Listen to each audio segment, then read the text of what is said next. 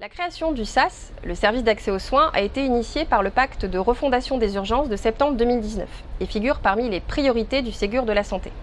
Une instruction ministérielle de juillet 2020 est venue préciser les attendus pour les projets pilotes qui vont devoir expérimenter ce nouveau dispositif. Dans le souci constant d'amélioration de l'accès à l'offre de soins, le SAS, qui est conçu par territoire, vise à créer un guichet unique d'accès aux soins urgents et aux soins non programmés. Il reposera sur une plateforme digitale informant en temps réel sur l'état de l'offre de soins et permettant la prise de rendez-vous. Il reposera également sur une plateforme téléphonique de régulation médicale. Le besoin de structuration de la première ligne de l'offre de soins n'est pas nouveau et a été mis en lumière par la crise sanitaire.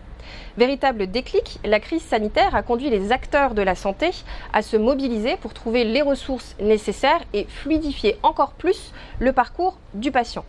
Des coopérations ont ainsi émergé un peu partout, que ce soit à Saint-Malo, à Tuire, à Avranches ou encore Rance-Émeraude, pour ne citer que ces exemples. Et ces coopérations s'inscrivent dans la droite ligne du concept du SAS. Aujourd'hui, il s'agit de doter ces coopérations des outils juridiques adéquats et il n'est pas nécessaire d'en créer de nouveaux.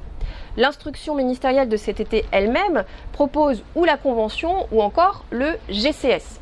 Nous considérons pour notre part que la convention n'est pas suffisante en elle-même puisqu'il s'agira de régler des questions comme la responsabilité, le financement ou encore le partage de ressources.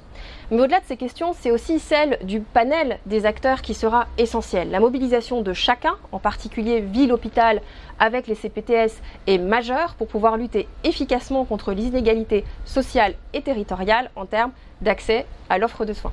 À bientôt pour un prochain point de vue.